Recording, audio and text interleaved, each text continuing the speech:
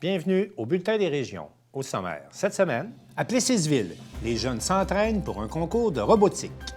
Dans le Bas-Saint-Laurent, 8 MRC travaillent en synergie pour développer l'économie circulaire. Aux îles de la Madeleine, la PSI se prépare pour la reprise de la pêche au Sébaste. À Forestville, on a souligné la semaine de la popote roulante, un service essentiel que l'on retrouve partout au Québec. À Montmagny, un passionné issu d'une famille de canotiers fabrique un canot à glace en bois selon la méthode traditionnelle. À Grande-Rivière, on développe nos futurs athlètes olympiques. À Montjoly, 2 artistes initient les jeunes à l'importance de se laisser aller dans un processus de création musicale. Et enfin, à Saint-Casimir, Stéphanie Coallier pratique la thalasso-bébé pour les nouveau-nés. Bonne émission!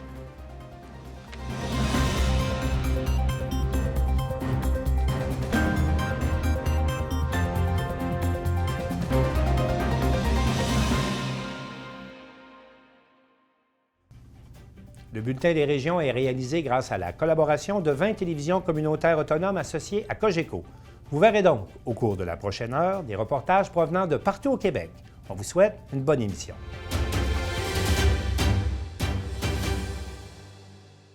À la polyvalente La Samar, on pratique la robotique pour participer au concours FIRST, qui vise la reconnaissance des sciences et de la technologie. Un reportage de Sylvana Suarez de la Télévision de l'Érable.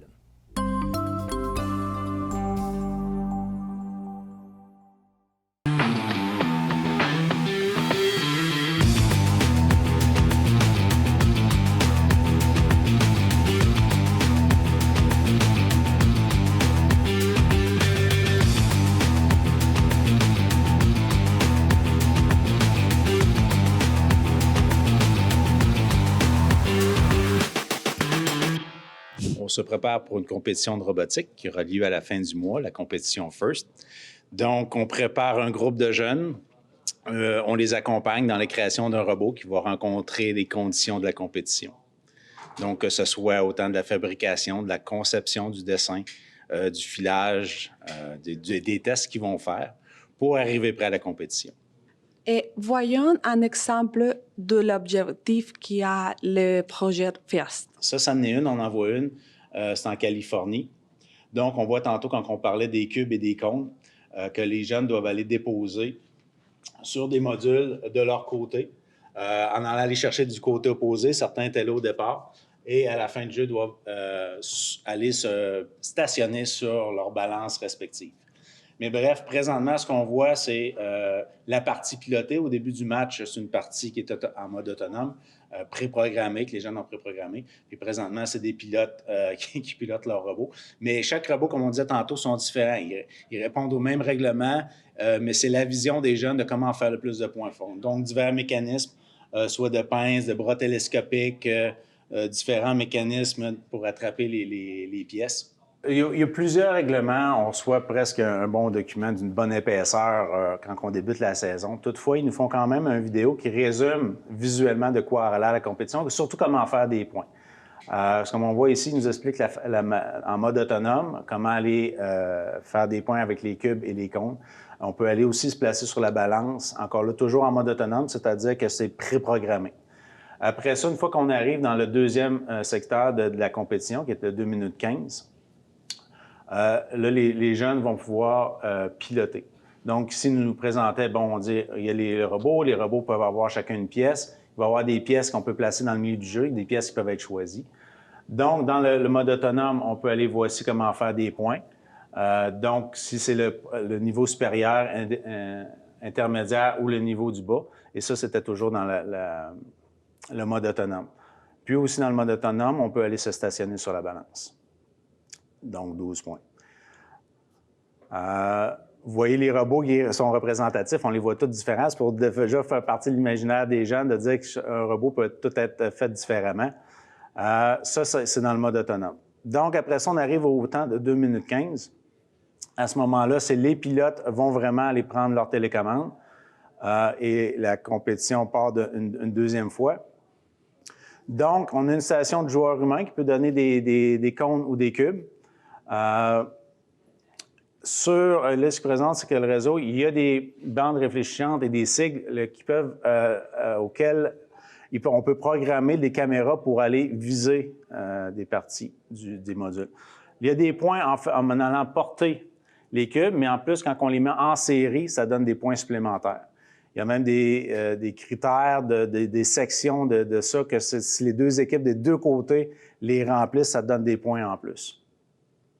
À la fin du jeu, le but, c'est d'aller se stationner sur la balance et de la mettre à niveau.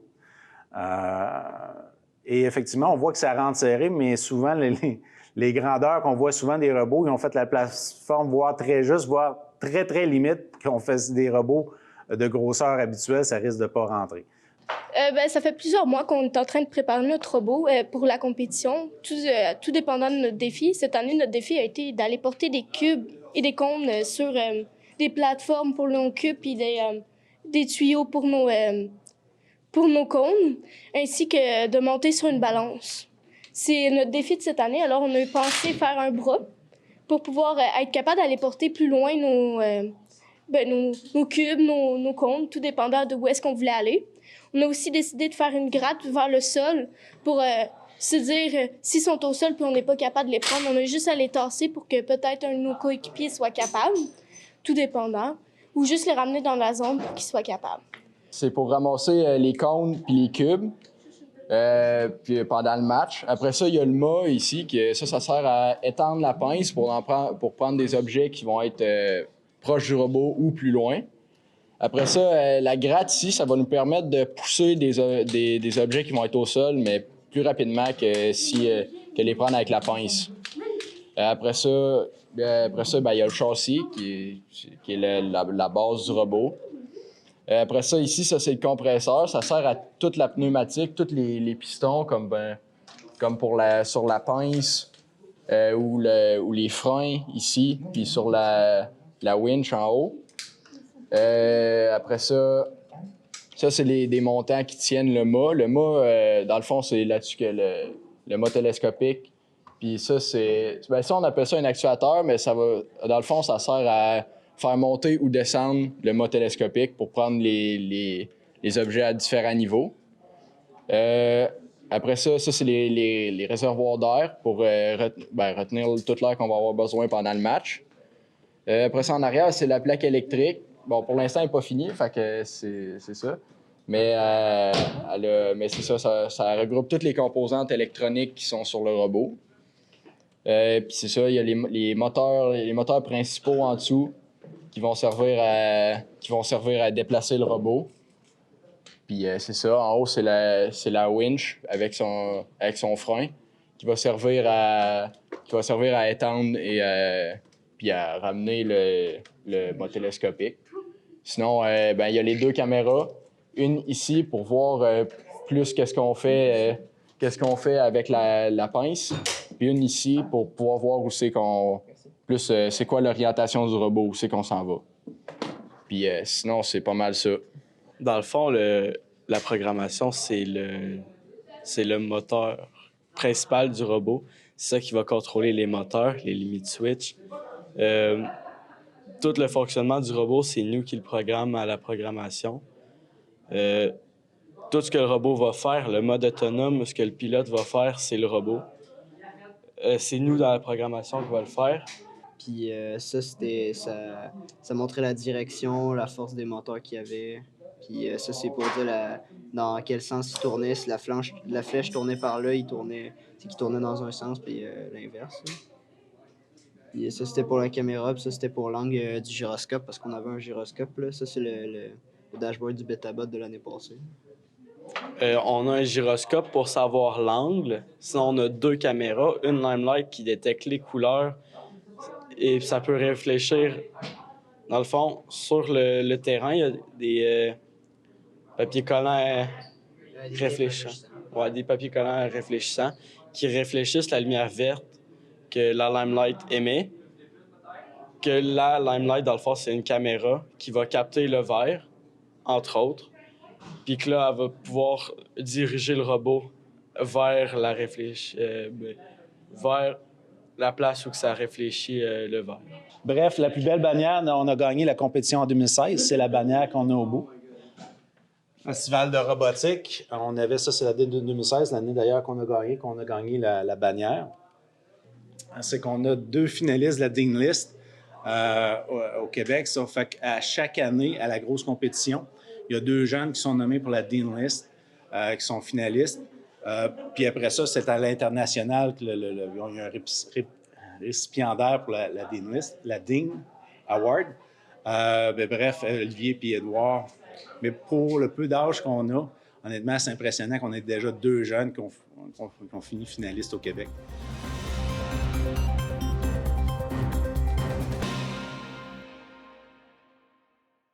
Afin de soutenir le développement de l'économie circulaire, 8 MRC participent à l'initiative Synergie Bas-Saint-Laurent visant le maillage entre les entreprises. Un reportage de Marc-André Pépin.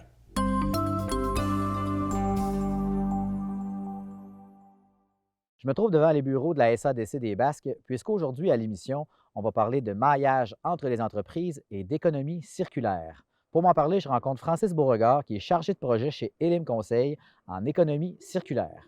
Qu'est-ce qu'on fait aujourd'hui? C'est qu'on fait un atelier de maillage. Qu'est-ce que c'est un atelier de maillage? C'est qu'on rencontre des entrepreneurs, puis on explique c'est quoi le concept de l'économie circulaire, puis on demande aux entreprises de nous amener des offres ou demandes par exemple, de matières résiduelles. Puis on peut voir si on peut mailler des entreprises ensemble pour que les offres et demandes puissent se mailler ensemble. J'ai demandé à M. Beauregard qu'est-ce qui a amené à faire une telle activité de maillage. Un atelier de maillage, en fait, c'est une activité qu'on fait à plusieurs moments, en fait. Là. Il y a plusieurs activités d'atelier de maillage. Le mois dernier, justement, on en avait un dans la Matapédia, à Sébec. Donc, ce qu'on veut faire, en fait, c'est qu'on veut que les entreprises collaborent ensemble davantage. C'est une des axes principaux de l'économie circulaire, c'est qu'on veut que les entreprises de plus en plus sortent de leur milieu puis collaborent ensemble pour trouver des solutions, justement, en gestion de matières résiduelles, en partage de ressources humaines, en partage d'actifs. Donc, sortir un peu du modèle, ce qu'on appelle l'économie linéaire, où est-ce qu'on extrait des ressources pour les consommer et les jeter. Fait que là, maintenant, on veut repenser le modèle économique, puis on veut que les gens utilisent moins de ressources pour fabriquer ou pour consommer, puis qu'en fin de vie, au lieu de jeter en enfouissement, bien, qu'on trouve des façons de réparer, de reconditionner, de partager, de louer, donc même des économies comme l'économie de fonctionnalité. Donc, est-ce qu'on peut, au lieu de vendre un objet, est-ce qu'on peut vendre un usage d'un objet? Donc, c'est toutes ces réflexions-là qu'il faut avoir avec les gens du milieu. Puis quand on réunit les gens ensemble, les entrepreneurs, c'est des gens qui sont très créatifs, puis souvent, ils vont émerger des idées, puis ensemble, bien, justement, on bâtit là-dessus. Puis ces ateliers de mariage-là, c'est le moment parfait pour initier ces réflexions-là. Je me suis demandé pourquoi est-ce que Elim Conseil, qui est à Rimouski, venait faire cette présentation dans les Basques. Eh bien, voici ce que M. Beauregard me répond. Parce qu'en fait, nous, Elim Conseil, on est porteurs du projet qui s'appelle Synergie Bas-Saint-Laurent. Donc, Synergie Bas-Saint-Laurent, c'est un projet qui se porte sur l'ensemble du Bas-Saint-Laurent. Donc, dans chacune des MRC, les 8 MRC du Bas-Saint-Laurent, on a des animateurs comme moi qui font ces travaux-là d'ateliers de maillage. Donc, on parle avec les entreprises pour essayer de développer, justement, comme je disais, l'économie circulaire. Puis, on essaie, justement, de plus en plus de faire des événements en personne suite à la pandémie pour remettre, justement, ce climat de collaboration-là en marche, puis remettre des nouvelles synergies en place, donc remettre les gens ensemble, mailler les offres et les besoins pour, justement, réduire le gaspillage. Depuis le début, je vous parle de Elim Conseil. Eh bien, qu'est-ce que Elim Conseil fait? C'est quoi son expertise? On fait de l'accompagnement des entreprises en développement durable. On fait aussi l'accompagnement avec les municipalités, avec toutes les ECI. Donc, on accompagne les entreprises, justement, on leur donne de l'information, de la sensibilisation, puis on peut même les accompagner sur des projets concrets en développement durable.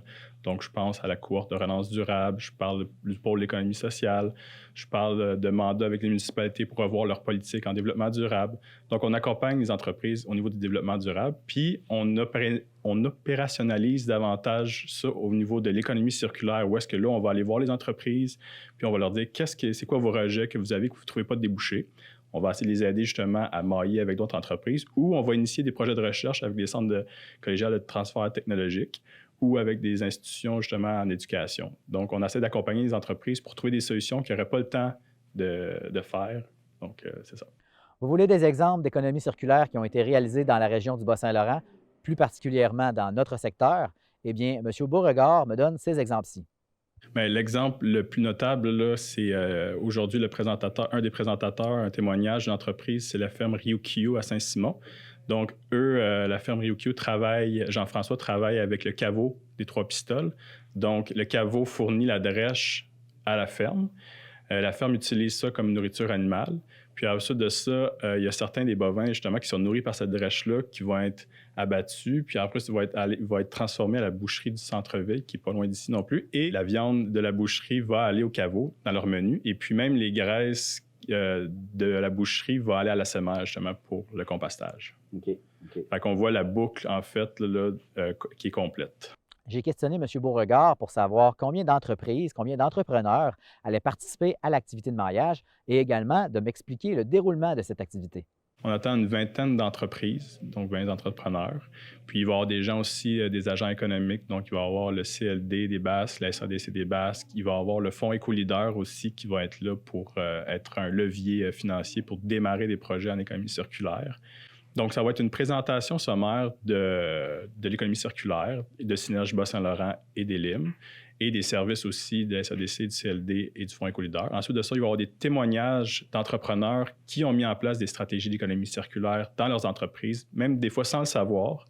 Puis ensuite de ça, ce qu'on va faire, c'est qu'on va demander aux entreprises, aux entrepreneurs qui vont être là, de donner des offres ou des demandes de matières, exemple des matières résiduelles, ou peut-être du personnel qu'il y aurait, ou des locaux disponibles, pour après ça voir des demandes des entreprises aussi, pour essayer de les mailler ensemble, pour voir s'il y aurait des choses qu'ils pourraient partager ensemble. Donc, accentuer la collaboration entre les entreprises. Il va y avoir aussi des exemples de dossiers qui vont être plus régionaux, justement, des exemples concrets qui sont à plus grande échelle. Donc, j'ai un exemple des plastiques agricoles dans la région. Donc, il va y avoir ces genres d'enjeux-là aussi qu'on va discuter qui seraient intéressants, qui sont des enjeux qui ne sont pas nécessairement une entreprise avec une entreprise, qui peut être un enjeu commun à plusieurs entreprises qui voudraient trouver justement un débouché ou une façon de valoriser des rejets. Donc, si vous aussi, vous pensez avoir un produit, une matière qui peut participer à l'économie circulaire, je vous invite à contacter M. Francis Beauregard chez Elim Conseil ou directement la SADC de la MRC des Basques. À la meunerie, il y avait plein de big bags qui ne savaient pas quoi faire, il fallait les grosses. Et puis, dans le fond, Pro Armature, qui est une entreprise des Basques, ils les ont récupérés, ils les ont réutilisés pour la gestion de leurs produits, en fait. Plutôt que d'utiliser des sacs à usage unique ou qui perçaient ou n'importe quoi, ils se sont dit, ben, écoute, on va prendre des big bags réutilisés. Puis ça, vous voyez un peu les détails de la synergie, mais c'est quelque chose qui était intéressant là, pour les deux côtés. Là. Donc, parce qu'eux, ils ne savaient pas quoi en faire. La meunerie, ça prenait de l'espace de stockage, puis ça les accommodait. Puis Pro Armature, ben, c'est une solution un peu à leur conditionnement qu'ils ont trouvé comme ça.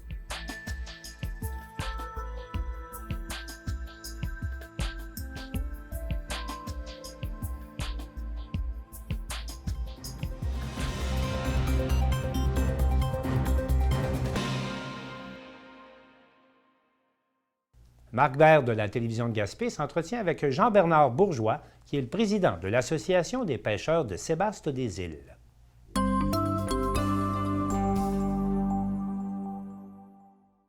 Jean-Bernard Bourgeois, je suis président de l'Association des pêcheurs de Sébaste-des-Îles, qui regroupe 21 des 26 permis engins mobiles 65 pieds et moins aux îles de la Madeleine.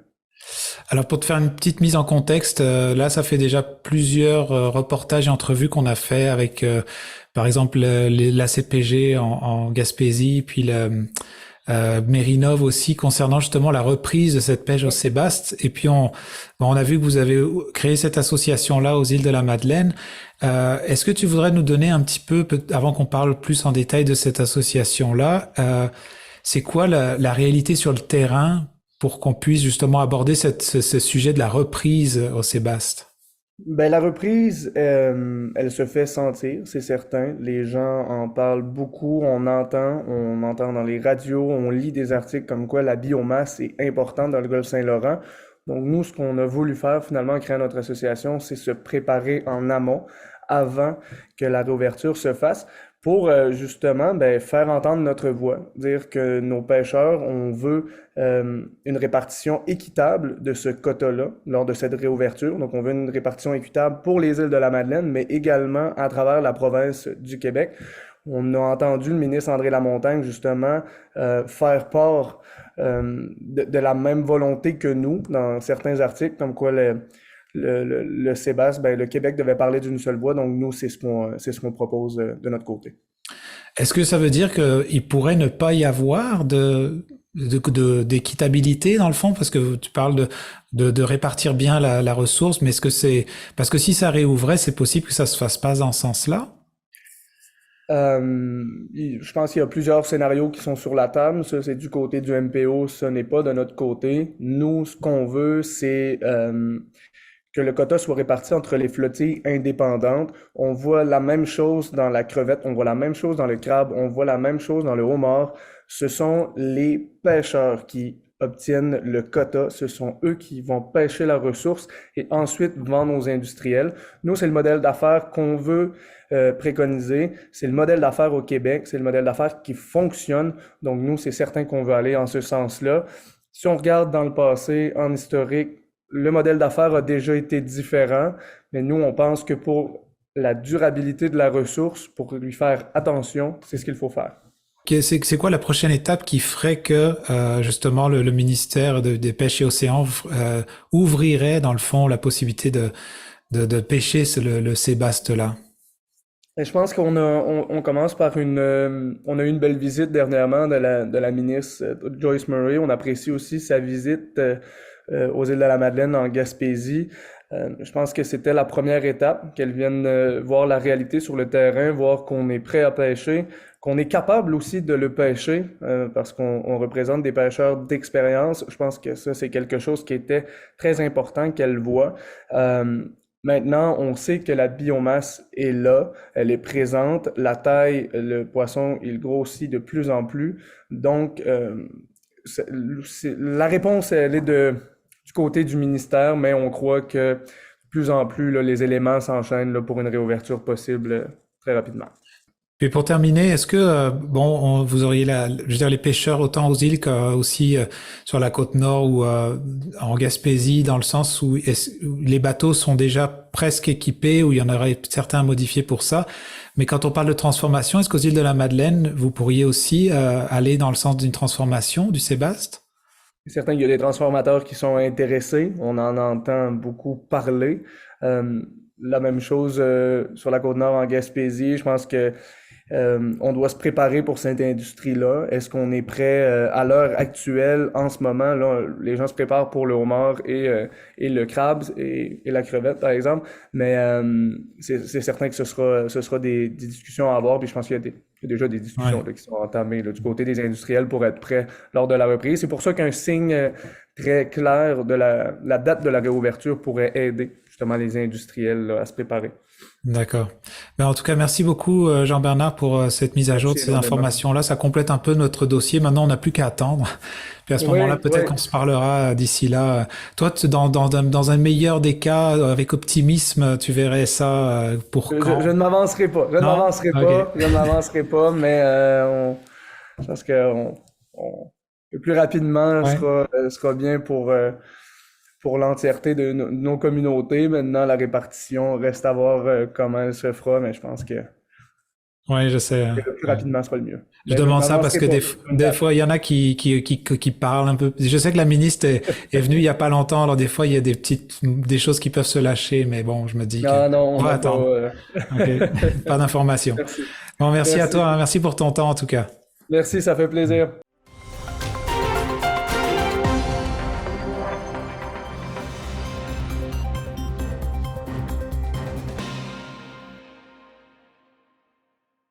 À Forestville, Alain Manning de la télévision du Littoral a rencontré Marie-Ève Boivin, qui est la directrice générale du centre communautaire Le Nordais.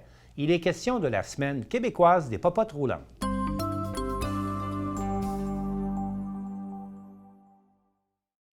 Du 19 au 25 mars se tiendra la semaine québécoise de la popote roulante. Mais avec moi, je vais rencontrer Mme Marie-Ève Boivin à ce sujet. Bonjour Marie-Ève. C'est la semaine de la popote roulante.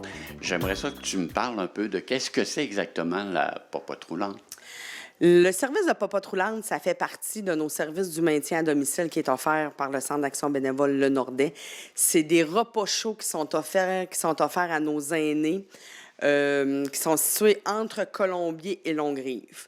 Nous, on sert 4 jours de repas de popote roulante par semaine, soit du mardi au vendredi. Est-ce que ça rejoint quand même plusieurs personnes? Oui, je dirais que de façon générale, là, on peut sortir entre 50 et 60 repas par jour. Par jour, donc c'est beaucoup. Et c'est orchestré probablement par des personnes qui sont bénévoles, parce qu'on sait que vous travaillez beaucoup avec les bénévoles. Oui, c'est sûr que moi, j'ai Francine là, qui est responsable du service, ma coordonnatrice du maintien à domicile, qui, elle, là, on a une cuisinière temps plein qui travaille sur la préparation de nos repas avec une aide cuisinière. Sinon, là, on a grosso modo entre 12 bénévoles qui travaillent là, au service de livraison de popote roulante. On a un bénévole qui est chez nous pratiquement à tous les jours, qui va donner un coup de main en cuisine également. J'entends que, bon, vous faites la livraison des repas. Est-ce que ça implique plusieurs personnes? Oui, bien, c'est ça. Étant donné que le territoire est quand même assez grand à couvrir, on se trouve à avoir 3 routes de livraison. Donc, à tous les jours là, de livraison, on a 3 personnes qui partent. Un qui part pour le secteur Colombier. On a quelqu'un à l'intérieur qui fait Forestville. Et puis, on a une personne qui fait Portneuf-Longrive. Tu me parlais que ces repas-là s'adressaient aux personnes âgées. Est-ce qu'il y a juste des personnes âgées? La clientèle cible, c'est nos aînés, 65 ans et plus. Mais évidemment, là, qu'on a quand même la conscience que certaines personnes qui ne sont pas dans le créneau de 65 ans et plus peuvent avoir des besoins. Alors, rendu là, c'est analysé et répondu à la pièce. OK.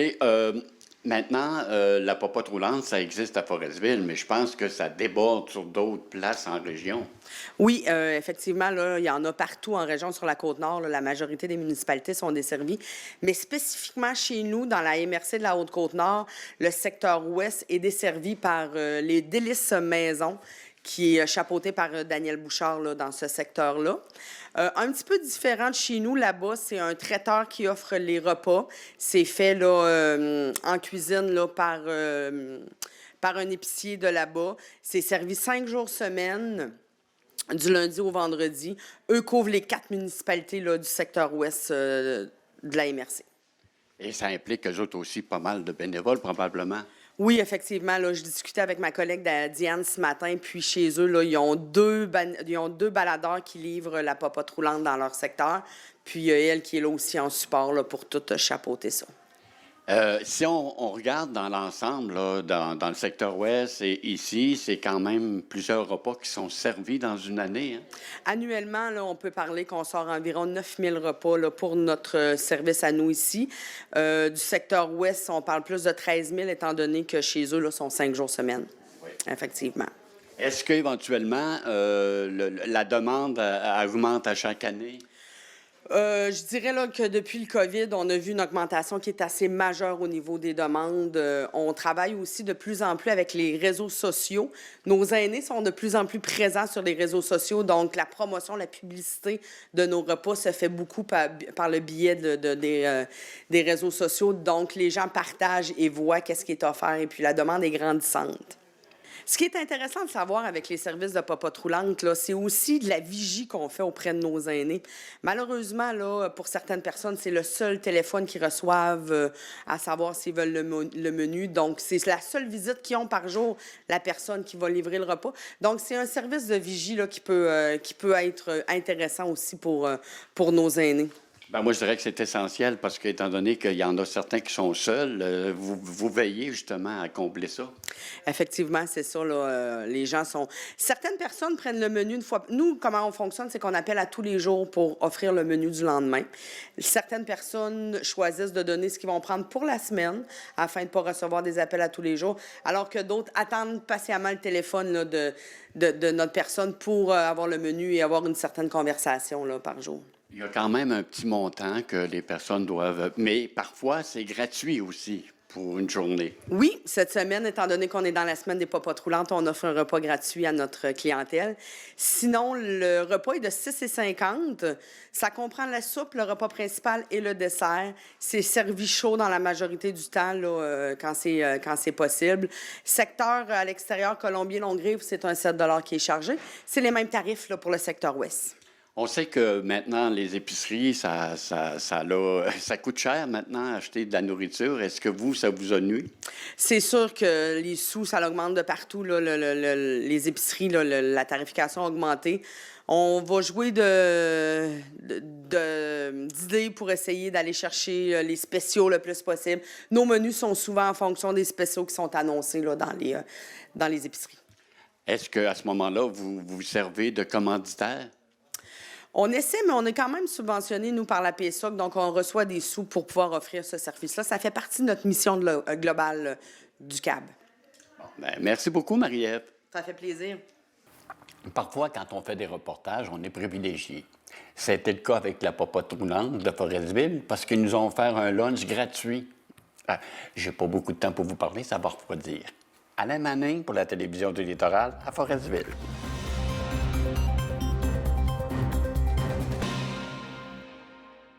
Originaire d'une famille de canotiers, Kevin Gagné a construit un canot à glace en bois en respectant la méthode traditionnelle. Marie-Ève Lamonde de CEMA TV l'a rencontré.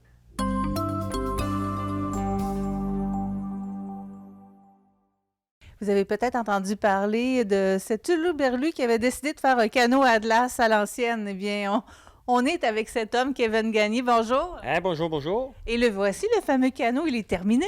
Oui, finalement, après plusieurs heures de travail, on est fiers de dire qu'il est complété puis qu'il est prêt. On est prêt à aller l'essayer.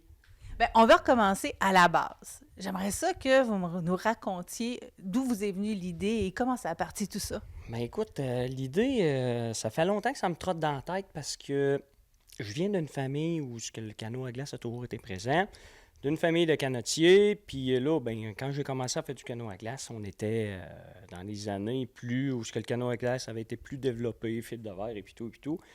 Puis, c'est comme je vous dis, à un moment donné, j'ai dit non. Là, j'ai dit, je veux... Parce que moi, personnellement, j'ai jamais essayé un canot à glace en bois. J'ai souvent entendu parler, mon père, mes oncles, tout le monde, de canot à glace en bois, que c'était la belle époque. Bien, je me suis dit, tabarouette, on va le savoir parce qu'on va l'essayer. Donc voilà, vous l'avez construit vous-même cet hiver? Oui, on a construit ça cet hiver avec l'aide de Raymond. Bien évidemment que pour se lancer dans un projet comme ça prend un savoir-faire qu'on ne peut pas acquérir d'un livre. C'est pour ça que je me suis associé avec Raymond, parce que Raymond a le savoir-faire pour la construction d'une telle embarcation. Puis on voulait vraiment faire ça de la même manière que c'était fait à l'époque. Bon, je ne dirais pas qu'on a tous pris les mêmes outils, on s'est facilité un petit peu la vie, mais c'est vraiment ça que je voulais avoir, là, un savoir-faire vraiment comme à l'époque. On a la chance, on est d'ailleurs dans votre garage. C'est ici que vous avez fait toute la fabrication. Quand Kevin vous a parlé de ce projet-là, comment vous avez réagi? J'ai dit oui tout de suite. Sans problème. Puis là, vous n'êtes pas à votre premier rodéo, là, vous en avez plusieurs de fait, vous, des canots? Le canot, c'est mon premier. Oh. Mais j'ai fait des chaloupes. La différence, c'est que les chaloupes, ils ont derrière carré, puis ça, c'est le pointu des deux bouts. C'est ça que j'ai dit à Kevin. Donc, je pense que vous êtes un amateur de canot à glace aussi. Oui, j'ai couru pendant 4 ans de temps. La 5e année, la course avait été annulée. Puis j'ai arrêté après ça. Est-ce que ça vous manque? Oui, je pense encore. J'aimerais ça retomber plus jeune puis retourner. C'est une espèce de drogue, je pense.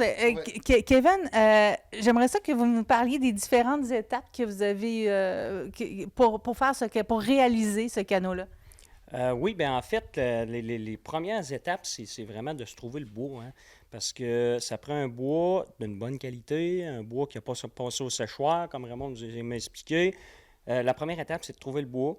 Que ça va nous prendre. Là, ça nous prend du chêne, du cèdre, ça prend tout ça. Après ça, bien, la deuxième étape, c'est de découper notre bois, de l'amener prêt, comment je vous dirais bien, prêt au montage, pour pas qu'on aille à mixer les deux. Là, le montage, le sciage, là, à un moment donné, on est empêtré dans tout ça. Puis après ça, bien, c'est toutes les étapes d'époque, de placer les moules, de placer les lisses. Après ça, on commence à faire notre bordée. Puis, qu'est-ce qui est long un petit peu? Bien, c'est tout ce qui entoure la finition, un petit peu. Hein? On s'applique encore plus pour qu'il soit beau, le vernis, parce que, comme vous le voyez, on voit tout le bois à l'intérieur. C'est ça qu'on voulait aussi. On aurait pu le peinturer, mais on voulait garder ça vraiment, vraiment très beau, fait qu'on a verni. Ça fait plusieurs étapes, mais tout c'est superbement bien fait. Puis, j'ai pas besoin de vous faire de gâchette que Raymond, c'est l'homme. C'est un passionné. On a eu que du plaisir à bâtir ce canot-là. Je veux qu'on revienne au bois parce que je pense que ça se trouve pas dans une cour à bois, hein, ce bois-là.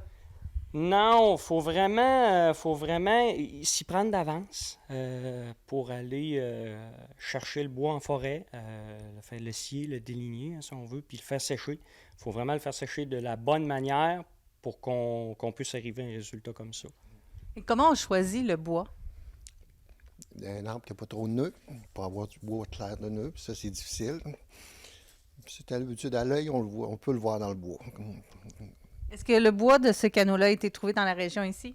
Ben alors, on a pris à l'île aux Oies pour le faire, mais pour le prochain. Moi, j'en avais un peu, on s'en est servi, mais on en a coupé pour l'année prochaine pour un autre. La période de séchage, c'est d'environ combien de temps? Ça varie d'1 an à 2 ans, idéalement. Quand il y a dans les bonnes conditions, 1 an à 2 ans. OK, donc ça a commencé, vous avez commencé à le faire cette année, mais on peut dire que vous avez commencé il y a 2 ans. On a eu la chance là, d'avoir du bois déjà prêt là, d'avance. Là, au travers de la construction de celui-là, on s'est préparé pour peut-être éventuellement un autre. Fait que là, les billots sont coupés, il nous reste qu'à les scier et à les faire sécher. Mais celui-là, on a eu la chance de déjà avoir du bois de prêt là, qui nous attendait. Là. Bon, là, il est prêt. Est-ce qu'il s'en va dans un musée? Qu'est-ce que vous faites avec? En fait, il y a plein d'options qui me trottent dans la tête, mais la première, c'est d'aller l'essayer. C'est ça. C'est d'aller l'essayer. C'est sûr que là on ne l'a pas fait pour rien. On veut vraiment aller l'essayer, la première des choses. Puis la deuxième, ben, ça va probablement être ça. C'est sûr que l'été, avec le travail, le canot à glace, on n'en fait pas beaucoup. Fait que je vais en faire profiter probablement un musée quelque part, là, soit à l'île aux Grues, ou on verra. Mais c'est ce qui va advenir de ce canot-là. Il va finir dans un musée pour l'été.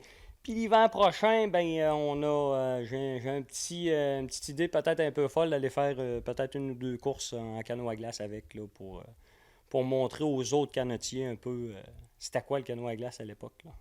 La mise à l'eau se fait quand? On devrait faire ça le 1er avril parce que là, on a construit le bateau comme c'était à l'époque.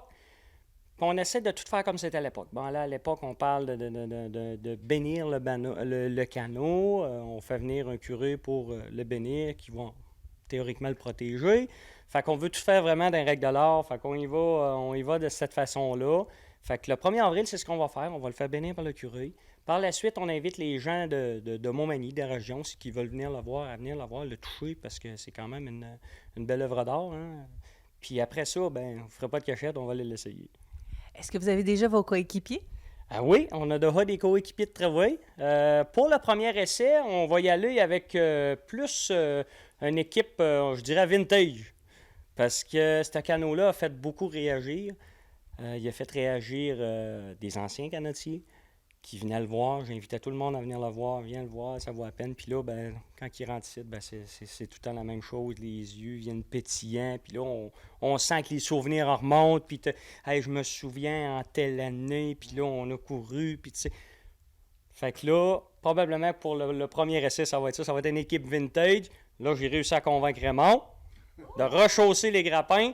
Et puis là, tranquillement, on va se monter une équipe pour aller essayer ça. Puis pour le premier essai, ça va être ça. Puis le deuxième essai, ben là, après ça, on va essayer l'équipe 2023 avec qui je cours l'hiver là, pour leur montrer aux autres issus c'est quoi. Donc, on peut dire que le 1er avril, tout le monde est invité à venir. C'est vers 11h. Et ça va être à quel endroit exactement? Bien, on devrait faire ça dans la rue des Canotiers, ici en bas, où il y a la descente à bateau. Proche du fleuve. Je trouvais le site quand même approprié pour ça. Tout de suite après, ben, on va pouvoir aller l'essayer vraiment dans le bassin à Montmagny. Puis on invite les gens à venir découvrir ça. Un peu de glace de partie. Vous pouvez trouver de courir jusqu'au large.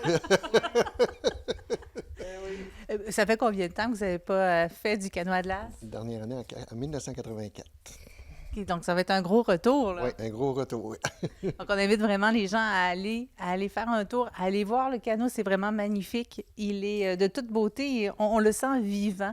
Donc, c'est une invitation, pas de moi, De Kevin et Raymond, bien sûr. Oui, parce que c'est quand même assez important. Je veux dire, le canot à glace fait partie de l'histoire de Montmagny, fait partie de l'histoire des îles de la région. On invite les gens à venir voir ça parce que c'est pas commun de voir ça de nos jours. Hein. Des constructeurs de canots à glace, c'est ça, comme Raymond le dit, il y en aura de moins en moins. Hein. C'est pas commun qu'on voit des gens avoir ce savoir-faire-là.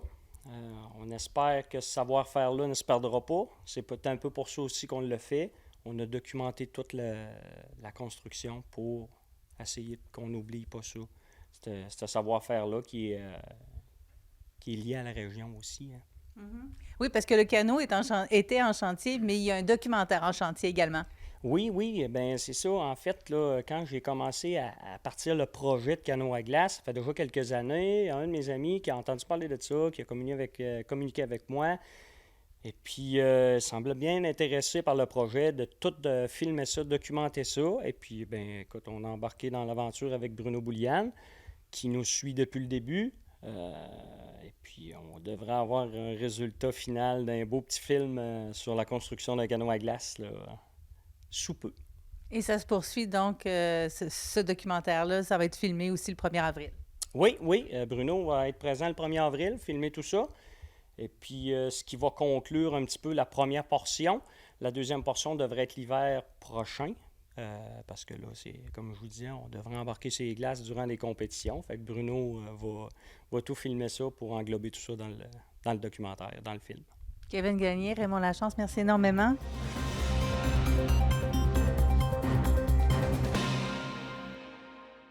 Marc Després de la télévision de la Métisse nous présente deux artistes qui préparent un album musical avec 161 jeunes de la Métisse.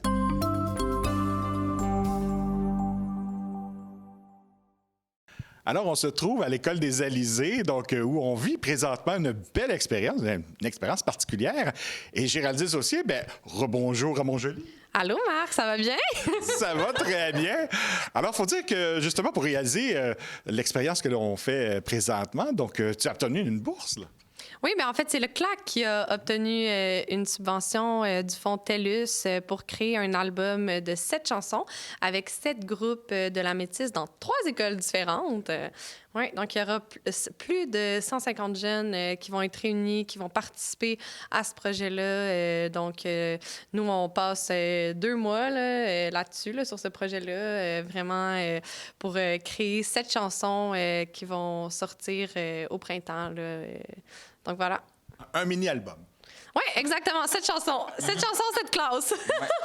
Ouais. Et ça a lieu dans quelle école? Oui, donc ça a lieu aux Alizés, aux Cheminots et au Mistral. Donc, il y a même une école, une classe de secondaire. Oh. Oui. Et à ce moment-là, il contribue à toutes les étapes? Oui, donc vraiment, on est arrivé, il y avait seulement la thématique, donc on voulait vraiment que ça porte sur la métisse, sur leur appartenance à la métisse, sur comment ils se sentaient par rapport à leur territoire, à la nature. Donc, c'était vraiment ça, on partait là-dessus. Le sujet, c'était la métisse. Puis là, on a commencé à brainstormer, puis chaque classe avait une façon différente d'aborder la métisse, comme par exemple aux cheminots, mais eux, ils voulaient plus l'aborder par rapport aux montagnes. C'est plus à Saint-Octave, dans les montagnes. Donc là, on est vraiment allé... le sujet de la chanson, c'est les montagnes. Donc, on parle vraiment de leur amour face à la montagne, qu'est-ce qu'ils font dans les montagnes, les activités, les animaux qui les inspirent, puis comment ils se sentent par rapport à ça, la beauté du territoire, la beauté de la nature qui les enveloppe. Donc, le but, c'était vraiment d'entendre les jeunes par rapport à comment ils se sentent sur leur magnifique région. Puis je pense que on a vraiment senti ça, moi puis Charles, quand on va rencontrer les jeunes. On sent vraiment qu'ils adorent leur région puis qu'ils ont envie de partager leur amour puis de montrer à quel point qu'ils sont chanceux puis choyés d'avoir le fleuve au coin de leur rue. Puis, donc, c'est ça. D'en prendre soin aussi. Ouais. On dirait qu'il y a une conscience de la fragilité aussi de l'écosystème qui les entoure. Puis justement, ils le chérissent pas mal. Puis d'en prendre soin à long terme. Il y a une des chansons qu'on traite de ça aussi, là, d'ailleurs. Oui, c'est vrai. Fait que c'est super intéressant. Il y a comme vraiment une profondeur, je trouve, dans la réflexion même. Et est-ce que c'est difficile d'en arriver? Je pense, en tout cas, la conclusion de plusieurs, et même de la professeure tout à l'heure, c'est que c'est incroyable ce qu'on peut faire pour écrire une chanson, et souvent en pas nécessairement beaucoup de temps. Là. Oui, ben c'est beaucoup de travail. Là. Moi et Charles, on travaille aussi beaucoup comme en amont pour savoir comment on va les centrer, les enligner. Il faut vraiment qu'on arrive avec une idée quand même précise. Donc, on fait des dictées trouées en chanson. Donc, souvent, on arrive avec une idée de soit refrain ou couplet, puis on leur demande d'écrire le reste de la chanson. Mais c'est vraiment, on part vraiment de eux, leur idée. Les paroles, là, quand on est arrivé, moi, il n'y avait rien. Puis c'est eux qui ont... C'est vraiment page blanche au début. Oui, au début, c'est page blanche. Puis à la fin, quand on va revenir, Charles, dans 2 semaines, on va revenir. Puis là, on va enregistrer les chansons. Il va y avoir des solistes. Donc, il va y avoir des jeunes qui vont faire les couplets, qui vont chanter les couplets. Puis là, après, Charlie va vraiment enregistrer, faire toute la partie d'enregistrement. Donc, voilà. Et il y a quand même une certaine pression au niveau de la rythmique, là, parce que, bon, faut correspondre au goût du jour aussi. Oui, bien, il y avait quand même quelques propositions de style qui avaient été lancées. Pour d'autres, non, pas du tout. Fait qu'on s'est laissé inspirer par les textes, puis on est allé dans différentes directions aussi pour que ce soit un album éclectique et rempli de trucs différents. Mais comme aujourd'hui, tu étais témoin de quelque chose un peu plus up-tempo. Il y avait la thématique, c'est quoi, pop rock, mais avec techno. Fait que là, je sais pas trop comment je vais l'arranger encore. Moi, il faut que je fasse du travail aussi à l'ordinateur en amont de la rencontre dans 2 semaines, pour qu'il y ait quelque chose pour enregistrer par-dessus. Fait que, ouais, c'est des belles surprises. Quand j'avais lu ça, le rock, pop, techno, j'étais comme, OK, ça, yes. Mais c'est un beau défi. Mais oui, c'est vraiment... Mais c'est le fun. Puis ils ont des belles idées. Il faut juste qu'ils se laissent le moment de lâcher prise, l'espèce de lâcher prise face à la gêne ou le regard des autres amis alentour. Puis quand ça se passe, c'est vraiment beau. Il y a des belles affaires qui se passent, je trouve, vraiment. Est-ce que c'est votre première expérience avec des jeunes pour composer quelque chose? Moi, oui. Aussi jeune, oui. Okay. J'ai fait plus vieux, mais aussi jeune, oui. Ben non, en fait, moi, j'avais fait la crue démo l'année dernière. Puis c'est comme ça que l'idée a parti. Parce que l'année dernière, quand je faisais la crue démo, je faisais des ateliers d'écriture de chansons. Donc là, c'était vraiment condensé. Là, c'était en 1 heure. On écrivait une chanson sur leur école de rêve. Mais j'avais déjà la mélodie qui était écrite. Puis les enfants devaient comme... c'était un peu une dictée trouée aussi. Là. Ils devaient écrire... C'était quoi qu'ils rêvaient dans leur école. Puis là, souvent, c'était comme des trampolines, puis des trucs très farfelus. Puis là, après, je suis revenue à Julie, puis j'étais comme... Il y a tellement des belles choses que les jeunes ont envie de dire, puis qui rêvent, puis ils ont tellement une belle imagination. Puis c'est suite, justement, à la crue des mots de l'année dernière que là, on a dit, ben là, il faudrait vraiment faire un album parce que les jeunes ont tellement de choses à dire, puis il faut qu'on le partage au monde. Là. Donc, c'est là que, justement, ça a parti.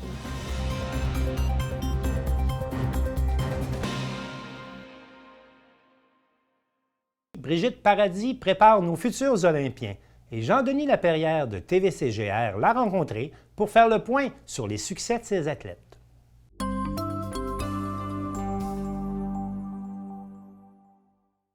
Donc, du 4 au 5 mars dernier, c'était le championnat d'athlétisme à l'Université Laval de Québec. Comment ça s'est passé? Bien, Jean-Denis, ça s'est très bien passé parce que je te dirais que, tu sais, j'avais 2 athlètes parmi les 3, Annabelle Collin puis Benjamin Francaire, qui vivaient leur première expérience de championnat provincial. Puis quand c'est ton premier, là, c'était intimidant parce qu'ils sont pas habitués qu'il y a plus de monde. Ils sont pas habitués que les meilleurs au Québec sont là. Donc, il y a... Tu sais, quelque part, ça emmène un stress, une anxiété encore plus grande, tu sais, pour compétitionner. Donc, Jean-Gab Benjamin, pour sa première fois qu'il faisait un poids provincial, tu sais, il a quand même bien lancé, il a fait une belle compétition. Il allait là pour aller chercher de l'expérience. Puis c'est ça qu'il a fait. Au niveau de son sprint, il faisait pour le plaisir, puis il a fait une très, très belle course. Au niveau d'Annabelle, elle participait, elle aussi, à son premier championnat. Elle était un peu stressée de tout ça. Le monde, ça l'intimidait un peu. Je m'en ai rendu compte, mais elle s'est démarquée pour une fille qui participait à ses premiers championnats. Elle est terminée 15e sur près de 30 athlètes dans ses 2 épreuves de 60 mètres puis 150 mètres. Puis ça annonce énormément. Ça veut dire que bientôt, cette fille-là va être capable de courir en bas de 10. Ça veut dire qu'elle va être capable d'être parmi les 8 meilleurs au Québec. Ça prendra pas de temps. Il y a une belle espoir avec ces 2-là. Puis il y a Thomas aussi qui, lui, a battu ses records. dans ces deux disciplines en plus? Bien, c'est sûr que Thomas, on est très heureux du résultat. Regarde, moi et Thomas ensemble, on a travaillé à partir de septembre à améliorer ses performances au niveau des temps. On a fait un changement dans son entraînement. On a travaillé plus en vitesse puis en endurance à long terme, courir vite longtemps. Et ça a paru parce qu'avec les derniers Jeux, il avait terminé deuxième au 1200 mètres. On visait le podium, la première place, on allait devenir champion. Puis au 800 mètres, il est terminé 5e cet été. Puis là, on visait de faire au moins une 3e position, puis il est terminé premier. Donc, il est tombé champion provincial au 800 et au 1200 mètres. Et au niveau du 800, son meilleur temps était 2,39. Il a couru 2,30. Puis au niveau de son 1200 mètres, son temps, c'était 4,13. Il a fait 4. Donc, imagine, là, une énorme performance. Les temps l'ont baissé énormément, donc il s'est fait remarquer. Les prochains Jeux scolaires, ça va être quand? Il va être le 15 avril prochain au Centre Claude Robillard à Montréal. OK. Donc, il y a de quoi être fier de ces athlètes avec des performances comme ça. Mais tu sais, je veux dire, honnêtement, Jean-Denis, on peut être satisfait à Grande-Rivière parce qu'on s'entraîne à l'intérieur tout l'hiver.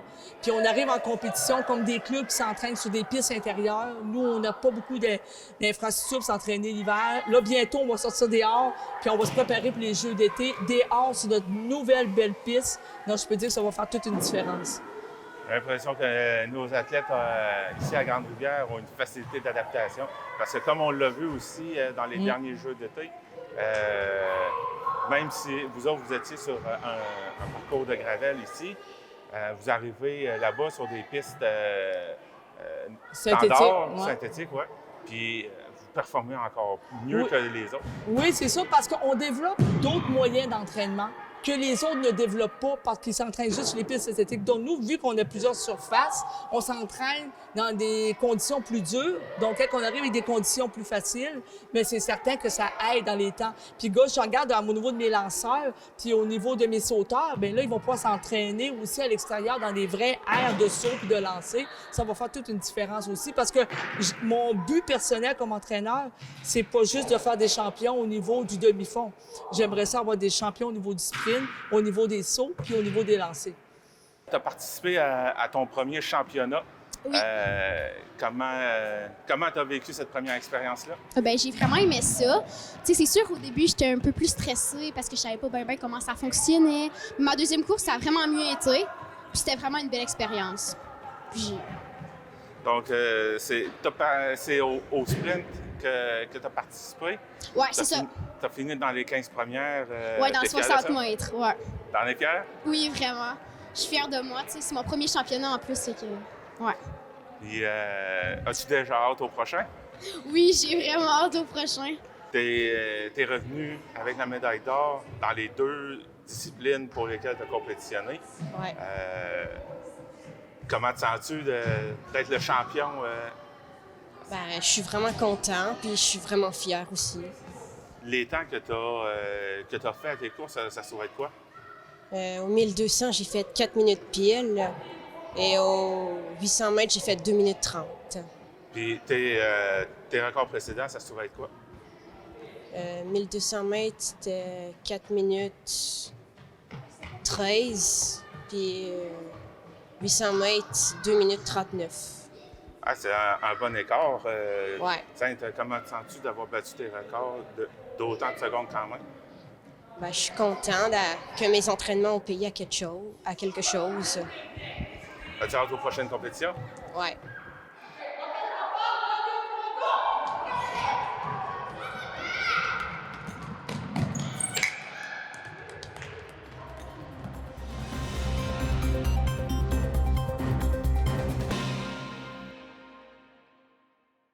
Stéphanie Coallier est praticienne en thalasso-bébé et Charles Laviolette de CJSR s'est rendu à Saint-Casimir pour nous présenter cette pratique.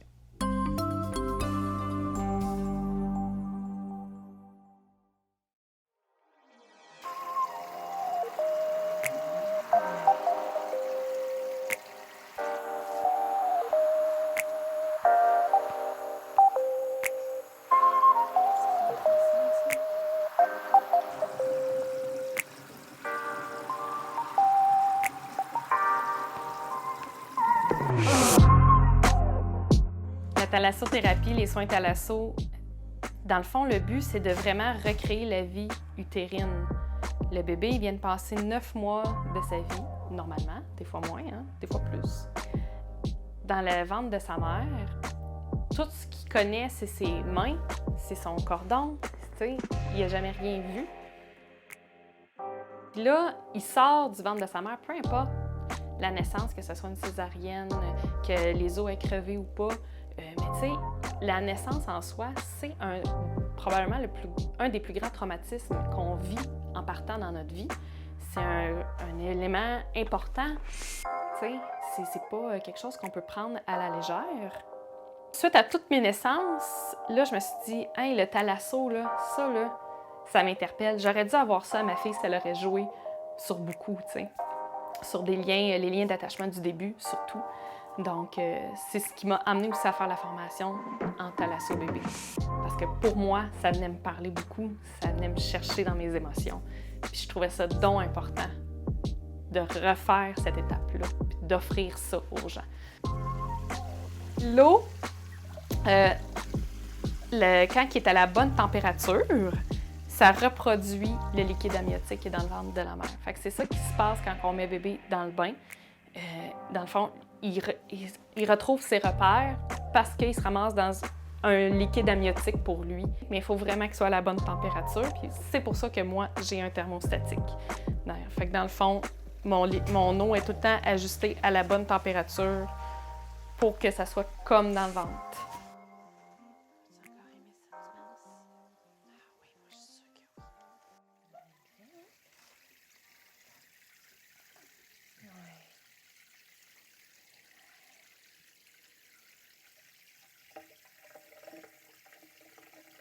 Le bébé, il est très sollicité à la naissance. Fait que c'est normal qu'il vit des tensions. C'est normal qu'il y ait des torticolis. C'est normal qu'il y ait plus de difficultés d'allaitement des fois.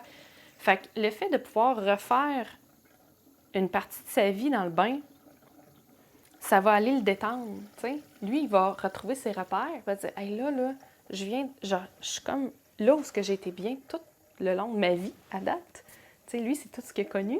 Fait que là, tu le remets dans... Puis c'est important que ça soit dans le premier mois de vie de bébé, justement parce que tu veux qu'il n'ait pas perdu son repère utérin. Tu veux qu'il reprenne sa forme, puis tu veux qu'il puisse s'abandonner complètement. Parce que plus que tu attends, plus que le bébé va être plus réveillé, va être plus stimulé, puis il ne voudra pas s'abandonner puis se détendre dans le bain. Puis il se ramasse dans son bain, l'eau chaude, pareil comme dans le ventre de maman. Là, automatiquement, ça va se mettre à bâiller, les bébés vont faire « Aïe, là, tu sais, ils se détendent, ils s'abandonnent. » Puis là, tu peux le reprendre, tu sais, tu peux le positionner comme tu veux parce que dans l'eau, tu sais, tout va bien, il se tient bien, un bébé, ça flotte. Tu le tiens, tu le manipules, tu vas aller le replacer en position fœtale. Fait que là, lui, il va faire « Ah oui, je me retrouve, là, tu sais. » Puis c'est de chercher un peu dans quelle position qu'il était, tu sais, parce qu'il y a des positions que tu vas faire que tu vas le voir, le bébé va gigoter, il va faire « Non, je suis pas bien. » Fait que là, à un moment donné, quand tu trouves la bonne position où ce que là, il va rester puis qu'il va s'abandonner, mais là, tu sais que tu l'as eu. Puis là, tu sais que c'est exactement comme ça qu'il était dans le ventre de maman. Dans le bain, ce qui arrive aussi, c'est que, moi, je fais des petits massages. J'essaie de le détendre. Avec le jet de douche, on va faire les petits massages dans le dos, on va faire le massage dans le cou, sur la tête, là où on sent qu'il en a besoin, où ce qu'il veut être. Fait que là, je vais le voir, est-ce que sa tête, elle tourne bien des deux côtés ou il y a un blocage d'un bord. Fait qu'automatiquement, si je vois qu'il y a un blocage de l'autre côté, moi, ça me permet de dire aux parents, je sens que ça bloque, je pense qu'il faudrait que tu ailles consulter.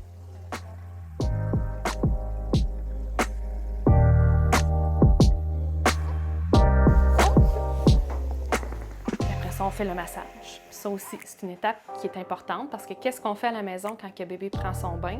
On le sort, puis on le crème, puis on l'habille. Puis souvent, ça va vite. C'est une étape qui va vite. Mais juste le fait de montrer aux parents comment masser son bébé, puis prends-le le temps, tu sais. Des fois, le bébé n'est pas réceptif, tu prends pas le temps, t'enchaînes, c'est correct. Mais si le bébé est super réceptif, prends-le le temps de faire un massage. J'aime ça, faire participer les parents puis dire « Viens le prendre ton bébé dans le bain » parce qu'il y en a qui sont pas tant à l'aise de donner le bain à leur bébé, surtout quand c'est des premiers. Fait que viens le prendre ton bébé dans le bain. Moi, je suis là à côté de toi, je t'abandonne pas. puis vas-y, fais-le. Puis là, des fois, il se risque à faire le plongeon, il l'emmène dans la douche. Puis là, ils voient qu'est-ce que le bébé fait, puis comment il est bien. Puis là, ils font comme « Hey, c'est cool, là, tu sais. Nous, il fait pas ça à la maison, là. » Puis après ça, ils le reproduisent à la maison. Puis ils se sentent bons. Ça augmente le sentiment de compétence parentale. Puis ça, ben, ça veut dire que j'ai une mission réussie rendue là, tu sais.